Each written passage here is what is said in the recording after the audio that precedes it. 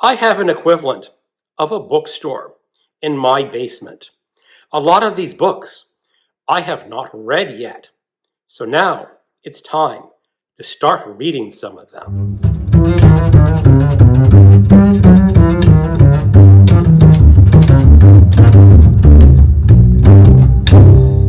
Hello, welcome to my channel, Another Bibliophile Reads. My name is Greg, and I am participating in the 4th annual Read What You Own challenge. This was a challenge created by Criminali to start reading books that he already owned before buying more books. And the event just took wings on its own, and people joined in with him.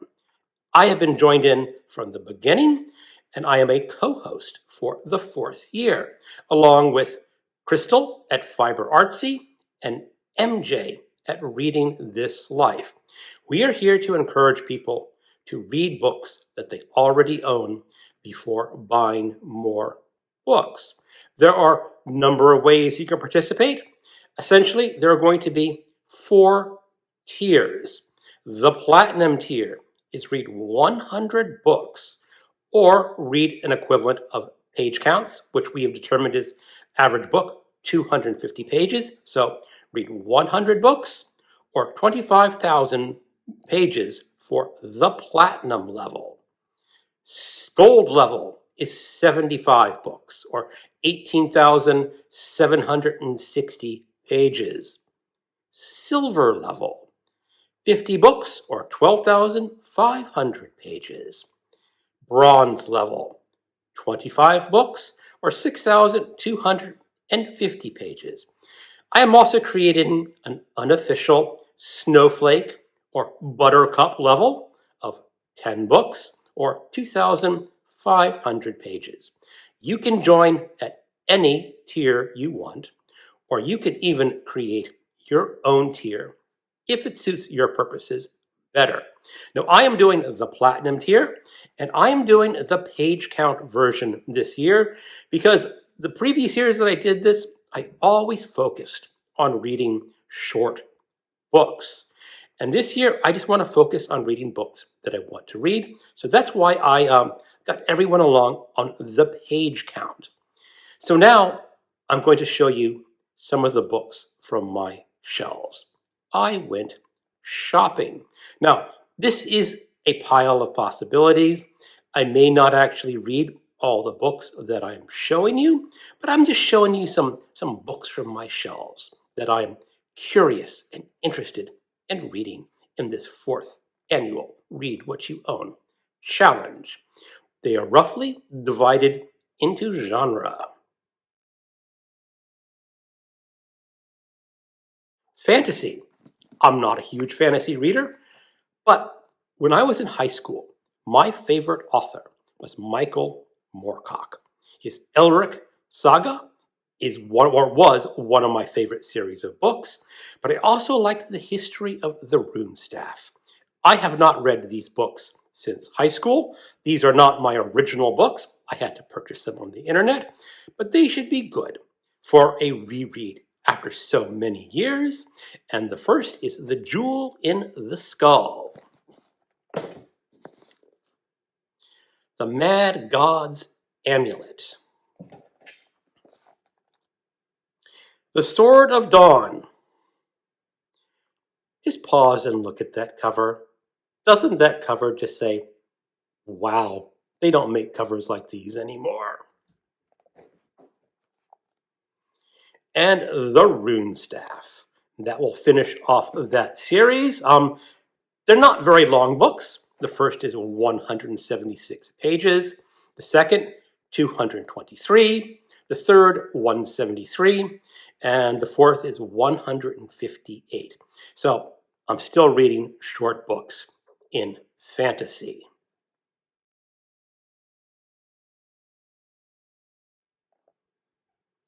Echo's Story by Larry Heinemann, originally published in 1986. It is 210 pages long. It is the story of Vietnam. There is a soldier who survives a massacre He is the only survivor of this massacre, and he eventually goes back stateside, and it is his story of him wandering after getting back. It won the National Book Award. The Wall by H.G. Adler, originally published in 1989, and it is 630 pages long. Adler was a survivor of the Holocaust. So this is very much a Holocaust novel. It is about a man who survived the Holocaust as a youth and goes back to re-examine what he thinks about that later in life. The Book of Dave by Will Self, originally published 2006, 496 pages long. This is the story of Dave. He was a cab driver in London. He was writing a notebook that he intended his son to read. Unfortunately, there was some sort of apocalypse, and Dave's notebook has survived. And if I am not mistaken, it has become some sort of a religious text for the survivors. So this is sort of a dystopian, post-apocalyptic novel.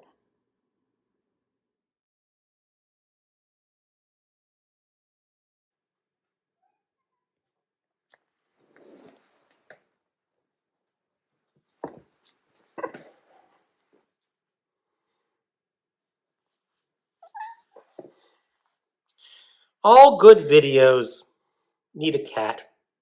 Interlude.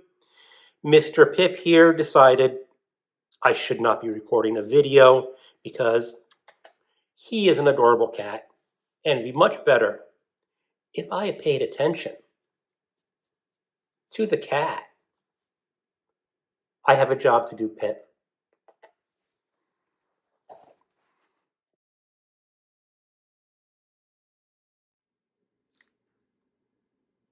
Demigorgon by Brian Lumley, originally published in 1987.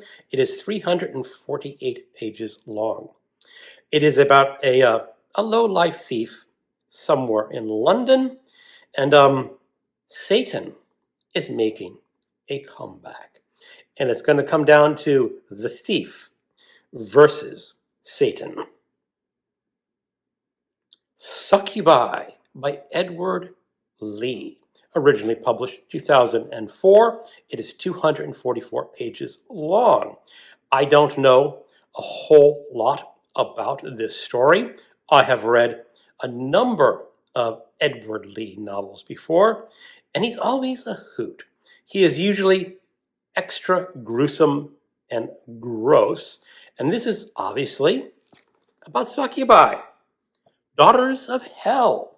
Their beauty beckons, their flesh seduces, and they're coming for you. I picked this out because my friend Bad is Rad has ordered a copy of this book. I don't know if we're going to actually buddy read this. I kind of hope that we do, but this is on my list of things to read because I bought this with a brand new paperback, and I got it from the publisher, and I actually have a signed copy. Goddess of Filth by V.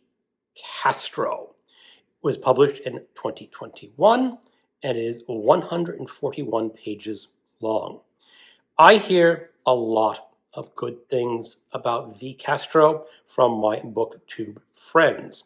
I have not read anything by her before, so now seems a good time to remedy that solution. This is the story of some Latina women who hold a seance together, and they perform it in one of the native Mexican languages. And it appears that they are going to awaken some sort of Aztec goddess. Maple Springs by Pierre C. Arsenault. This was originally published in 2022 and is 289 pages long. I picked this up from a tiny little bookstore in Canada. It was one of those tiny little independent bookstores, and you have to support independent bookstores. And it was horror, so I picked it up. I don't actually think this is a Canadian author. It seems to be set in the United States. Too bad. I kind of would have liked to help support an independent Canadian author, but this is what I've got. I don't know a whole lot about this book or a whole lot about the author.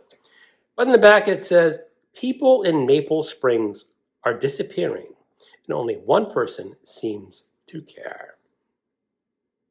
Just contemporary horror.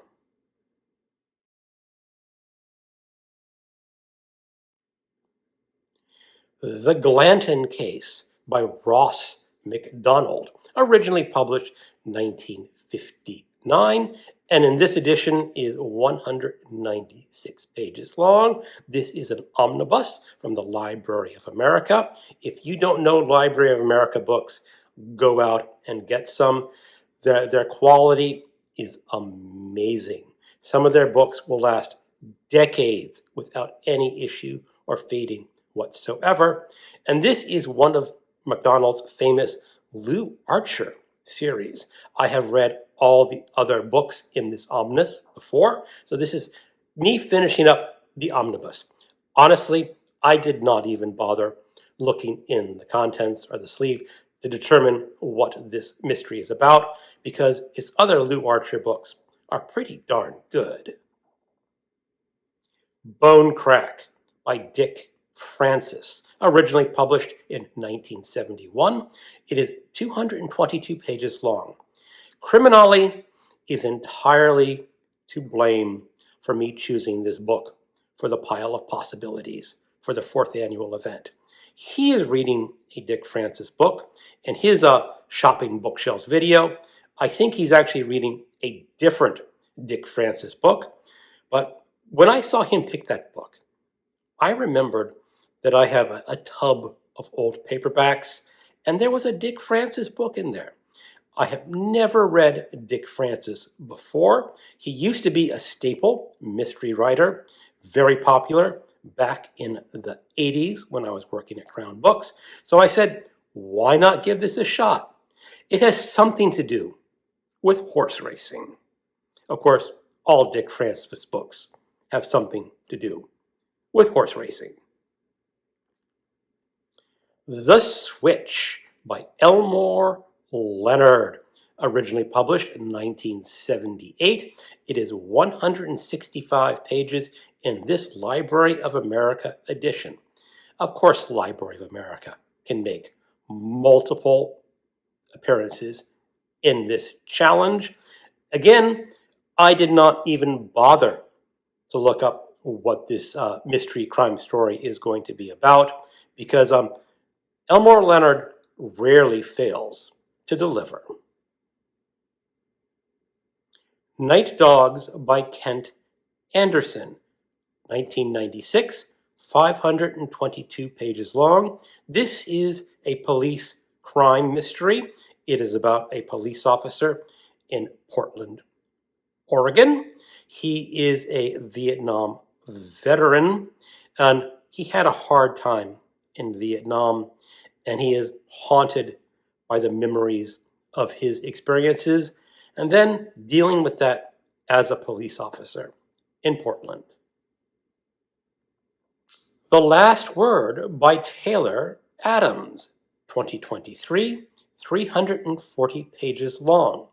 I don't know anything about this book. It was given to me by Bad is Rad 2, because this is going to become the next book on a Cursed Book Tour. I'm going to read this book, and then I'm going to offer it up to another reader to enjoy. And I made the conscious decision not to read the flap of this book. I am just going to read it and see what it's about. I know it fits in the mystery, thriller, suspense genre. That's really all that I know.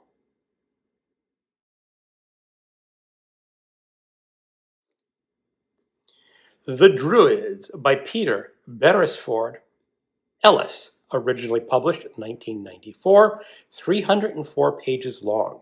He is also known under a pen name as Peter Tremaine, and he writes really schlocky horror.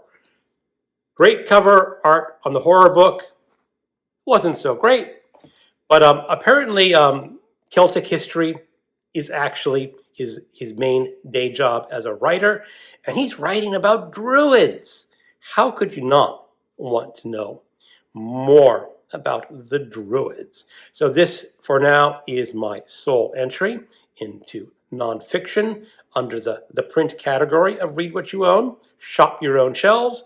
And I bought this book before I got married. So it would have been early 90s. And it has been sitting on my shelves all that time.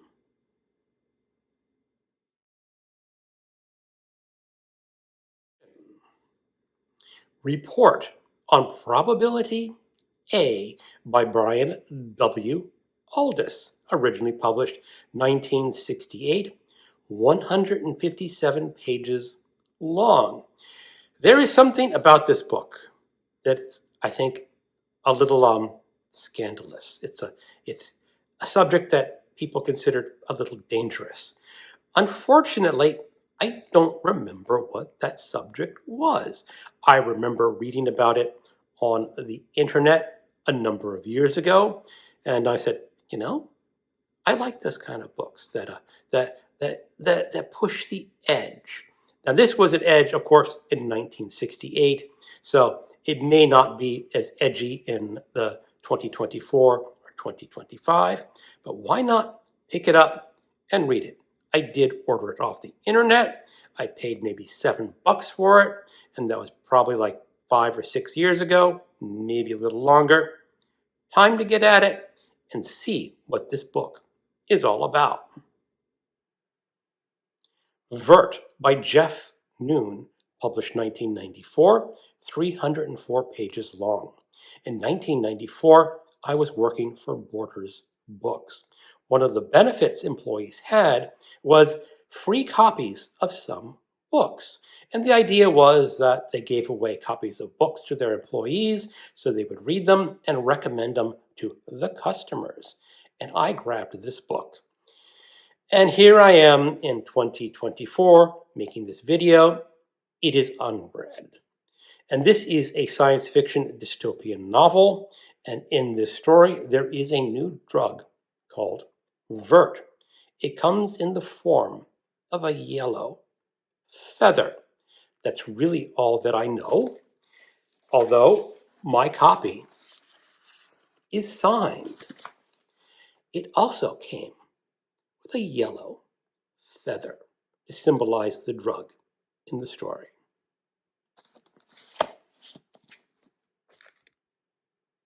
Blue Lard by Vladimir Sorokin, originally published in 2000. It is 358 pages long and translated from the Russian. I don't read a lot of Russian science fiction. And in this story, there is a group of scientists that are trying to clone the famous Russian authors. That's really all that I know. I picked this up because of an NYRB classic book. And again, it's one of those publishers that rarely fail to deliver.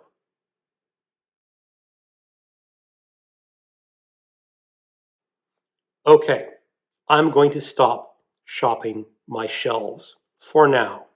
The books that I have shown you today are books that I may read. In all honesty, I bet there's some that I don't get to because another book on the shelf will call out, read me, and I'll read that other book instead. But for now, that gives you a good example of what I could be reading in the print format for the Read What You Own challenge.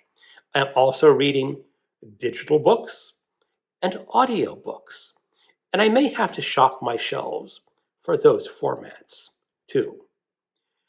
Thank you for watching, and keep on reading.